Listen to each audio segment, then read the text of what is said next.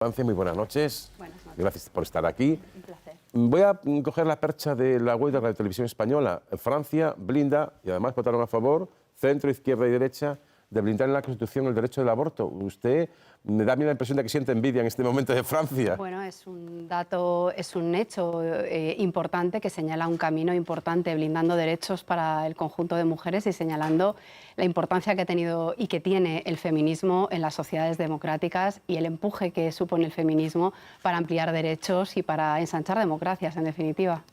Lo de reformar la Constitución, aquí aún tenemos el baldón de la prevalencia del varón sobre la mujer en la sucesión a la corona, pues como no hay acuerdo, pues para cambiar esto me parece que va a ser bastante complicado. Esta mañana ha habido reunión del presidente del Gobierno, me imagino que ha asistido usted o tiene información de primera mano, con responsables de las grandes tecnológicas para un asunto que aquí en ocasiones hemos debatido, que es la dependencia a veces nociva, bastantes ocasiones nociva, de los jóvenes sobre soportes o sobre contenidos de soportes digitales, ya sean móvil o tablets. ¿Cómo ha ido? ¿Qué información tiene? ¿Qué nos puede contar? Bueno, ha sido una reunión provechosa en la que hemos trasladado sobre todo la preocupación que tiene el Gobierno al respecto. Es un tema de máxima preocupación, creo, que para el conjunto de nuestra sociedad. Es una conversación habitual en la vida común de la gente de nuestro país. El entorno digital ha venido para quedarse, sabemos que vivimos en un entorno digital, ha cambiado el paradigma de nuestra sociedad también, a todos los niveles, las relaciones personales, sociales, políticas, económicas, todas. Y ahí está también nuestra infancia y nuestra juventud. Por tanto, es imprescindible que el Gobierno escuche lo que está sucediendo también en la conversación del país y actúe y de alguna manera genere entornos digitales seguros. A mí me pasó otro día en una tertulia hablando de uno de estos temas que yo no sé si Brunet o quién fue, comentó que él cuando va muchas veces en los aeropuertos y ve cómo pues, los chavales, los padres, pues dan a sus hijos el teléfono móvil para jugar y no le dé mucho la lata. Y dije, eso será un caso o dos. Desde que me han dicho eso, cada vez que voy a un aeropuerto veo la escena, pero repetida por miles y miles de veces. Y en esos soportes puede haber de todo, cuando no hay control paterno. Por ejemplo, la pornografía, que me parece que es un debate interesante.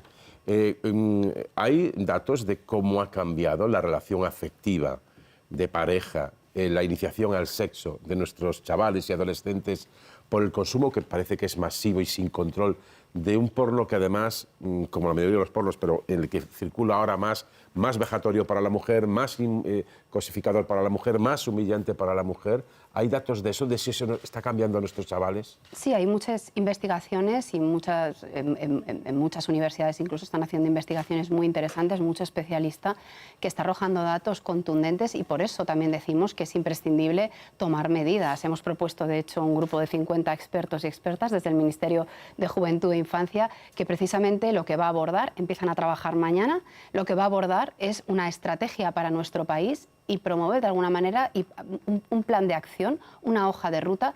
Y uno de los elementos fundamentales tiene que ser un acuerdo intergeneracional de país, decimos, precisamente porque tiene que haber un control, tenemos que saber a qué se exponen nuestros niños, nuestras niñas y sobre todo tener capacidad para protegerlos de alguna manera, saber cuáles son los límites y cómo establecemos un marco de convivencia también en el entorno digital. ¿Pero qué propuesta tienen? Ese protocolo, ese marco de actuación, es decir, hay cierto, porque entiendo que no se puede pasar por la ley del péndulo a que no se vea una minifalda o un sostén. Es decir, los chavales tienen que iniciarse también en el sexo de forma segura y de forma que respeten a la mujer. El porno actual que se consume, lamentablemente, convierte a la mujer en un objeto.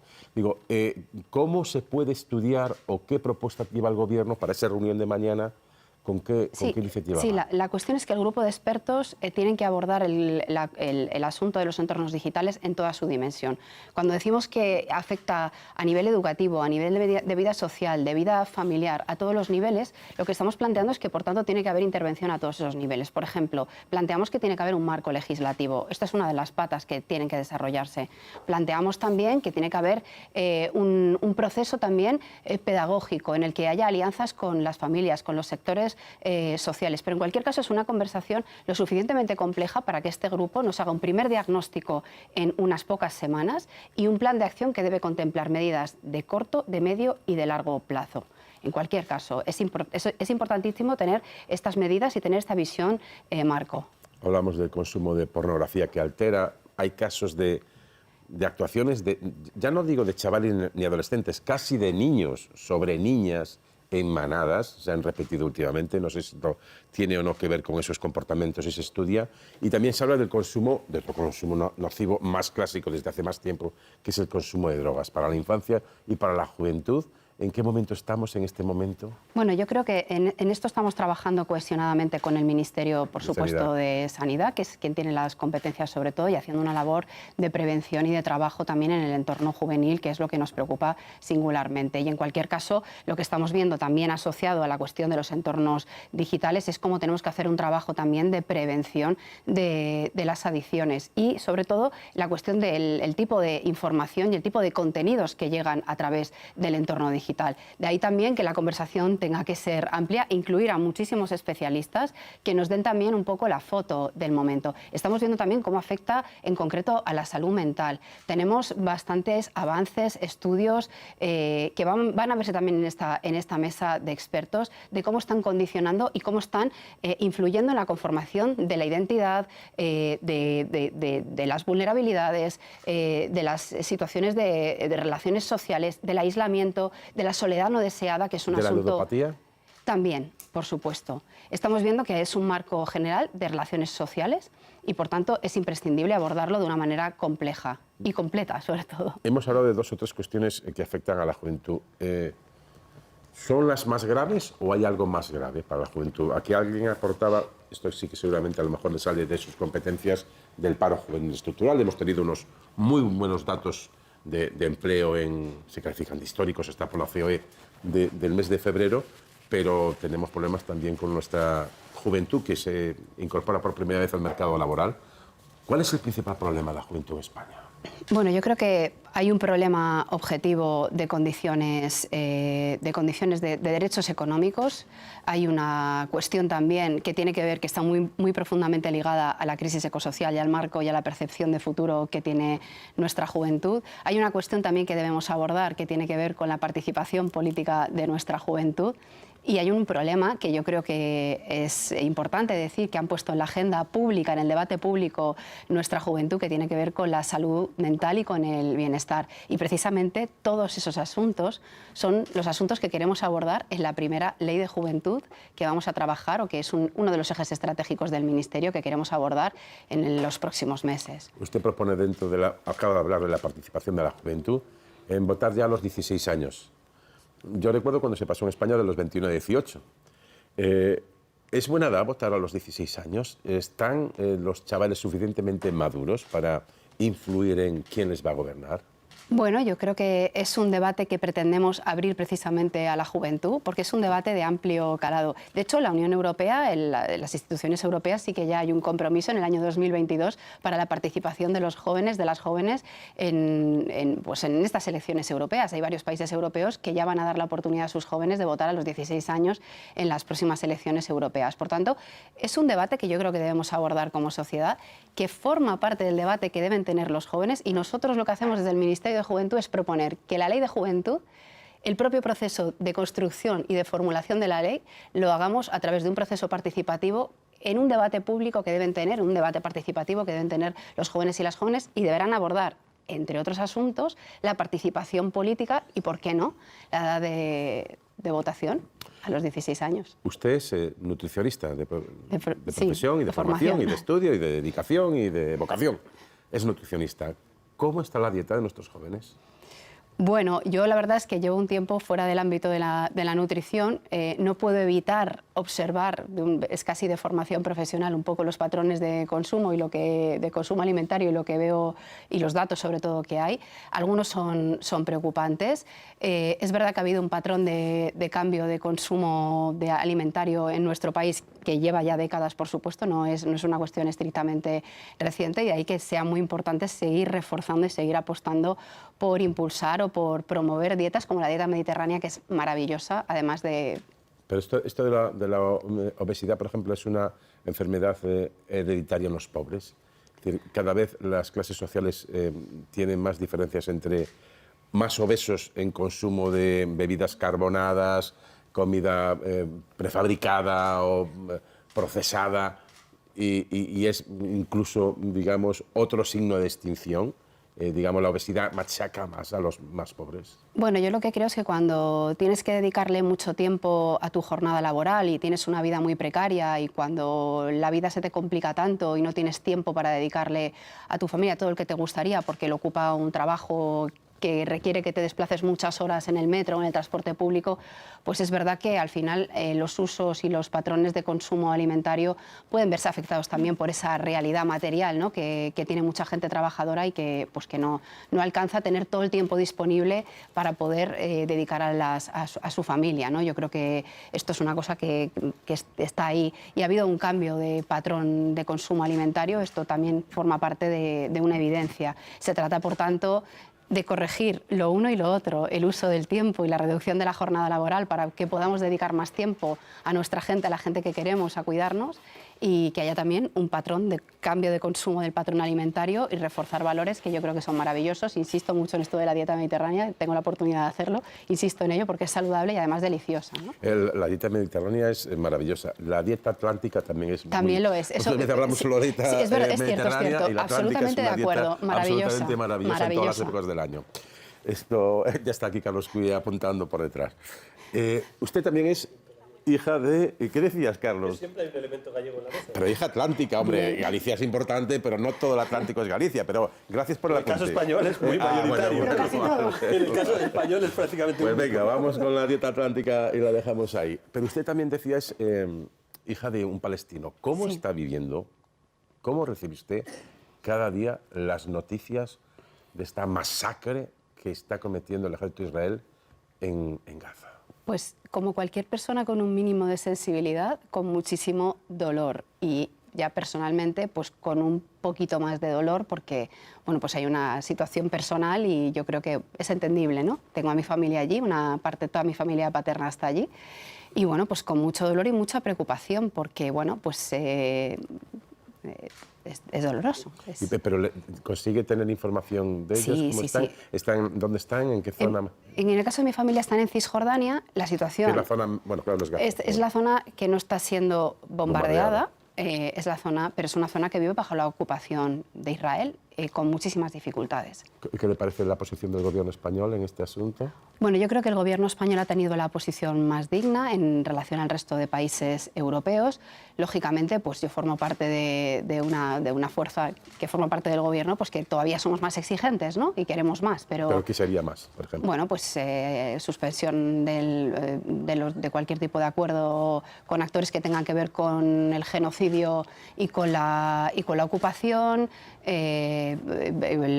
Por supuesto, bueno, la cuestión de las armas está clara también. En fin, sobre todo este nivel, ¿no? Que creemos que toca ser pues, más contundentes y esto es un poco la posición. ¿Cuándo cree que va a acabar lo de Gaza? Llevamos más de 30.000 muertos, yo voy a decir 30.000 asesinados reconocidos, pero debajo de los escombros hay mucha más población. El 90, el 85% son mujeres y niños.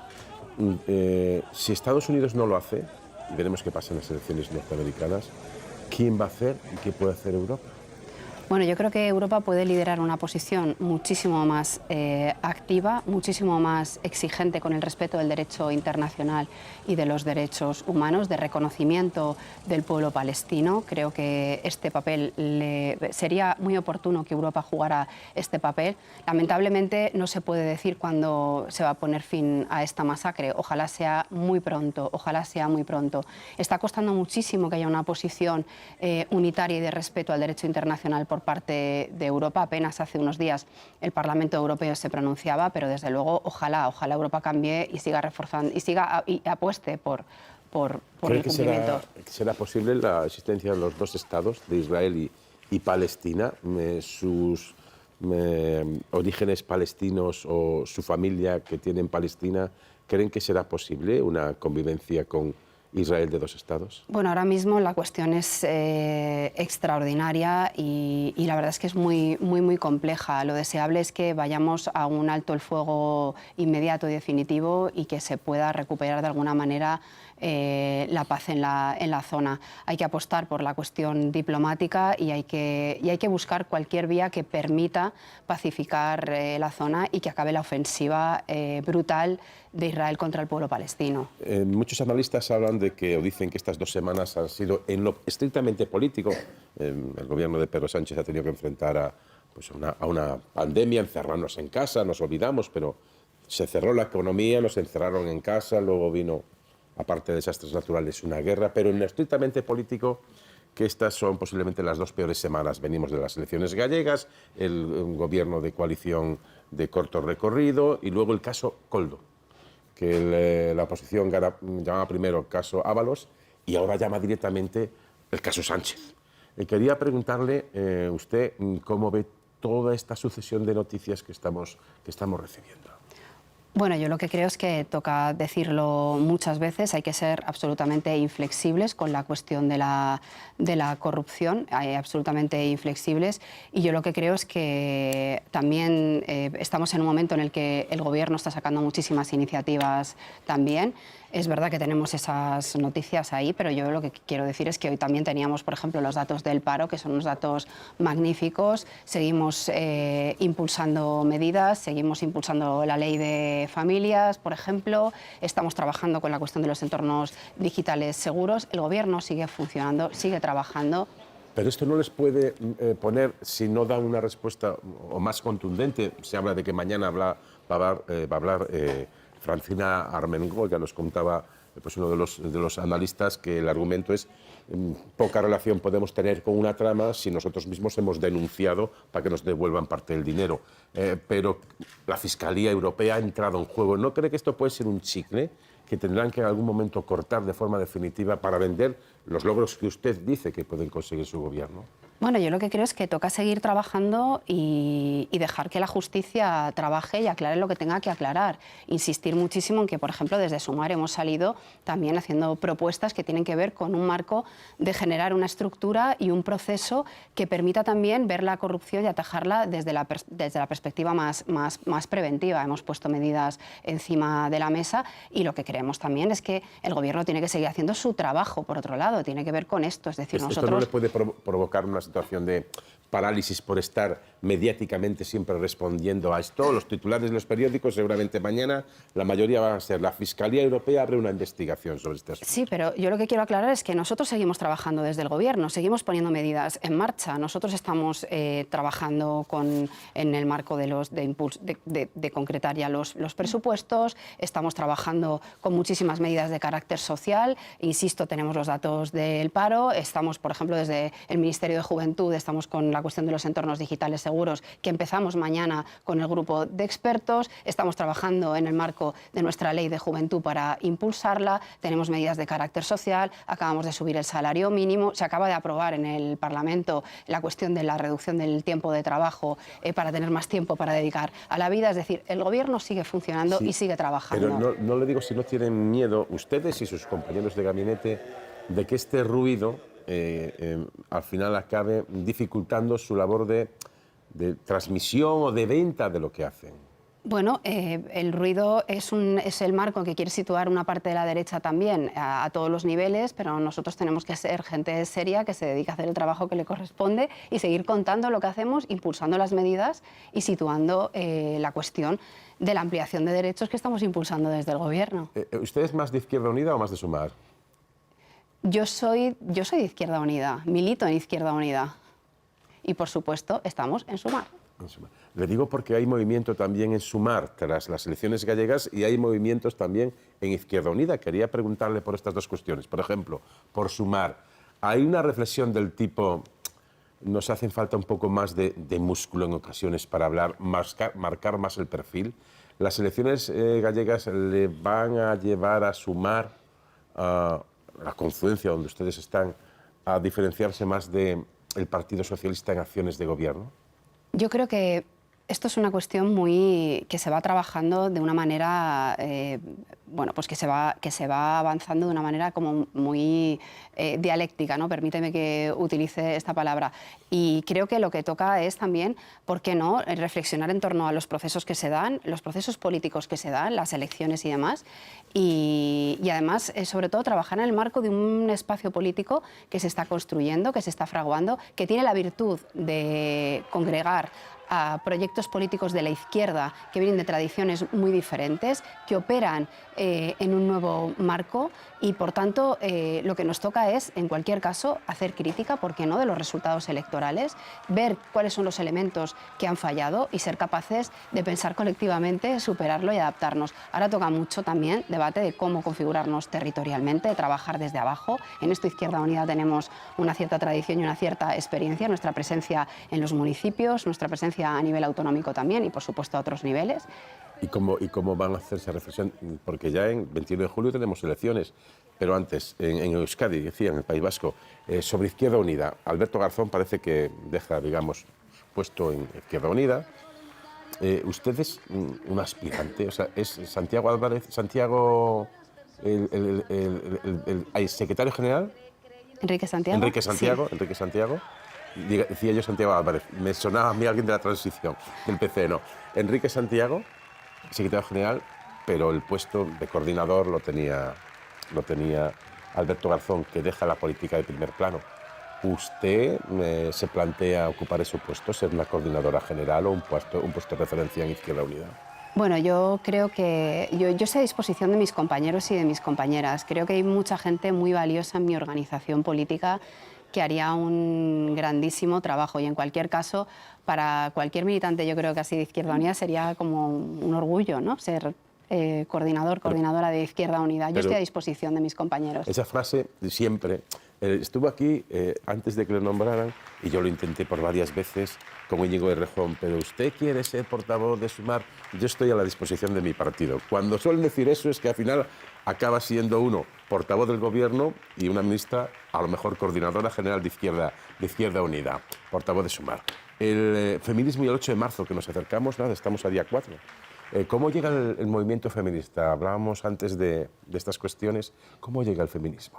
Bueno, yo creo que el feminismo llega muy fuerte. No me atrevo a hablar en nombre del movimiento feminista, aunque evidentemente como mujer feminista pues he estado en pequeñito también ahí, pero yo creo que el feminismo llega muy fuerte. Y reivindicar el feminismo y el papel que ha tenido para la construcción política de nuestro país y el cómo ha cambiado y cómo ha ensanchado muchísimos derechos que, por supuesto, nos interpelan a las mujeres, pero particularmente también lo que configuran es un nuevo modelo social en el que yo creo que somos mejores como sociedad. Hemos ampliado los derechos y hemos mejorado los marcos de convivencia, a pesar de que también hay resistencias. Por cierto, le hablaba antes de Alberto Garzón. Él ha dado una decisión, ha sido ministro, ha sido coordinador general. Quiere volver a su actividad profesional al margen de la política, anuncia pues, su paso a una entidad donde tendrá que hacer un trabajo y ha recibido unas andonadas brutales, muchas por parte de la izquierda. Quería preguntarle por cómo ha visto usted que Alberto Garzón haya tenido que renunciar a dar ese paso, a entrar en esa empresa, en esa consultora, por las críticas recibidas. Bueno, yo creo que toma una decisión personal, decide luego retirarse. A mí no me gusta la crispación del debate, no me gusta en general este marco de crispación que tenemos en nuestra sociedad, que hay a veces en las redes sociales, este debate a golpe de titular y de tuit que no permite reflexionar y no permite deliberar. Y yo entiendo que se puedan plantear posiciones contradictorias con respecto a cualquier asunto de la vida o de la vida pública, pero creo de verdad, honestamente, que tenemos que hacer una reflexión como sociedad para bajar un poco los decibelios del ruido y sobre todo el tono en el que debatimos, porque hay poquito margen para deliberar últimamente y mucho para confrontar y crisparse. Y creo que necesitamos un poco más de pensar y de deliberar y de llegar a síntesis y acuerdos. Pues vamos a ver qué síntesis de preguntas nos hacen ahora o nos plantean y formulan los miembros de la mesa de análisis. Empezamos por Raquel Ejerique. Ministra, buenas noches. Buenas noches. Le quería hacer una pregunta sobre los que muchas veces no tienen voz, ¿no?, que son los menores tutelados por el Gobierno. Son 17.000 personas que viven en residencias públicas y el propio Gobierno, y usted misma también ha expresado la opinión de que esos, sobre todo los más pequeños, deberían vivir en familias, ¿no? No es manera de crecer en una institución donde no tienes afecto. Sin embargo, el año pasado creció el número de menores que viven en instituciones. Y quería saber si el Gobierno tiene un plan para reducir estas cifras. Sí, efectivamente tenemos una estrategia de desinstitucionalización que se llama para intentar que no haya niños menores de al menos 6 años en el año 2025. Es un reto extraordinario que nos interpela también a todos y a todas como sociedad, particularmente y lógicamente al Gobierno y a las comunidades autónomas. Y desde el Gobierno estamos haciendo un esfuerzo en colaboración con las comunidades autónomas, por supuesto, para garantizar recursos y también en una estrategia de dar apoyo a y de hacer un trabajo de campaña y de pedagogía también y un trabajo de apoyo con los profesionales que están que se dedican que están protegiendo a los niños y a las niñas en estos centros, precisamente para favorecer que haya cada vez más familias de acogida. Sí, ¿qué tal? Buenas noches. Ministra, yo le quiero preguntar por esta iniciativa importante de su ministerio. Mañana empiezan las reuniones con los expertos, pero es un asunto que realmente preocupa a la sociedad, preocupa a las familias.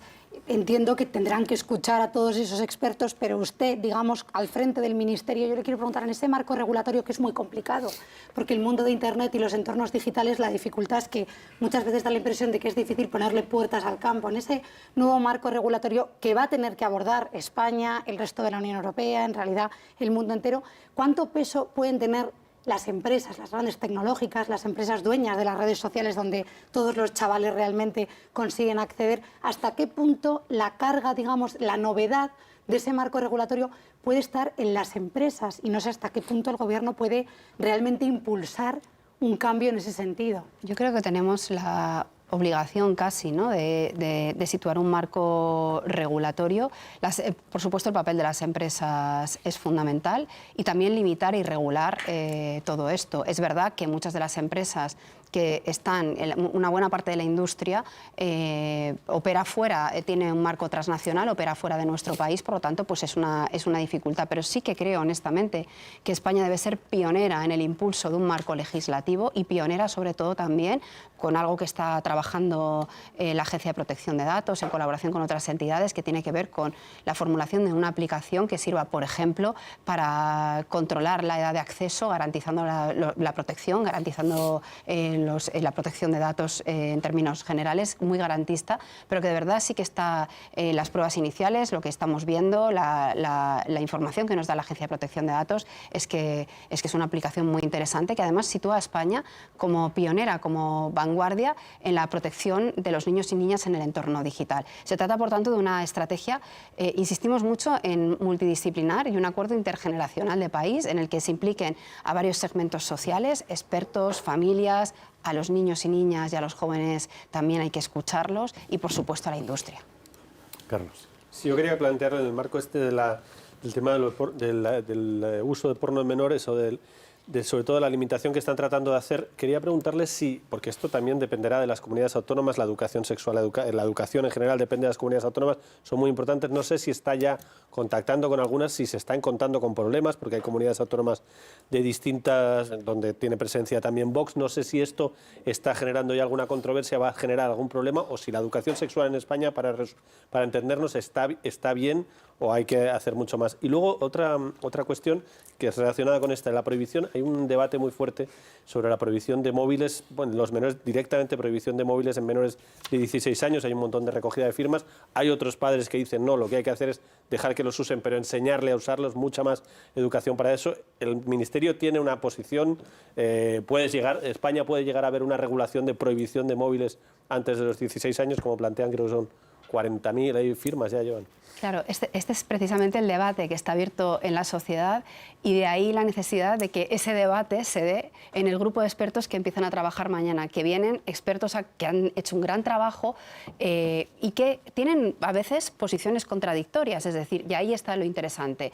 Les vamos a pedir ese diagnóstico y les vamos a pedir también una hoja de ruta que de alguna manera regule el uso y regule también, y establezca el límite, ¿no?, de cómo deben ser los entornos digitales para que sean seguros. Este es uno de los debates centrales que va a haber, porque hay posiciones contradictorias y necesitamos resolverlas cuanto antes. Pero de ahí también la necesidad que tenemos de escuchar a las voces que más han investigado y a las voces que están aportando soluciones y llegar a un consenso y a una posición de síntesis, lo que hablábamos antes. en un plazo de 6 meses, no más allá. Y en relación a la cuestión del porno y de la colaboración con, bueno, en fin, sí que consideramos, primero, nuestro ministerio es un ministerio que tiene que trabajar necesariamente en colaboración y coordinación con todas las comunidades autónomas. Así debe ser, y esto nos lo hemos propuesto desde el minuto 1, con las comunidades autónomas, con las entidades sociales, con la sociedad civil, es decir, abrir el ministerio de par en par precisamente para la participación activa y para la coordinación con otros niveles competenciales. Y, por supuesto, vamos a buscar esa colaboración. Sí que creemos que una de las herramientas más útiles, precisamente, para todo lo que tiene que ver con la protección de la infancia, de estos contenidos tan agresivos, tiene que ver con la educación afectivo-sexual. Y esto tiene que ser un trabajo que se impulse también y muy notablemente en las comunidades autónomas, a pesar de las resistencias de algunos de los gobiernos. ¿España está bien en eso? Pero ¿o estamos tenemos mal? que trabajar y seguir impulsándolo. Marisa. Sí, ministra, a mí me gustaría volver un poco al tema de Palestina porque me interesa la opinión de alguien que tiene familiares allí y especialmente que tiene familiares en Cisjordania, que es una zona que hasta ahora pues, ha estado gobernada por la Autoridad Nacional Palestina. ¿Usted cree o le transmiten a usted la sensación de que la población palestina, más allá de que la prioridad ahora sea detener los ataques salvajes de Israel, tiene algún tipo de reproche hacia Hamás, que es una organización terrorista que plantea fundamentalmente que la destrucción del Estado de Israel, que provocó el 7 de octubre con unos ataques masivos contra la población israelí? ¿Esta respuesta usted cree que existe, que nace reproche en la propia sociedad palestina hacia Hamás o que no?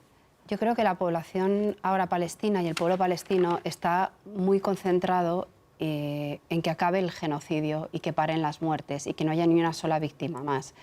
Está siendo un trauma social lo que está sucediendo. Estamos hablando de un genocidio transmitido prácticamente en directo en el que las propias víctimas, el propio pueblo palestino está contando, está narrando a través de las redes sociales y de los canales que tiene que tiene operativos, está contando su propia aniquilación. Está siendo un trauma social de una envergadura extraordinaria en la que se han roto los grandes consensos que emanan después de la Segunda Guerra Mundial, ese marco de derechos humanos que nos decía esto nunca más, esto no puede volver a suceder. Esto está volviendo a suceder ahora mismo en Palestina. Y la prioridad, el debate allí, creo, yo hace ya unos meses que no estoy allí, hablo con mi familia, pero la prioridad sobre todo es parar el genocidio.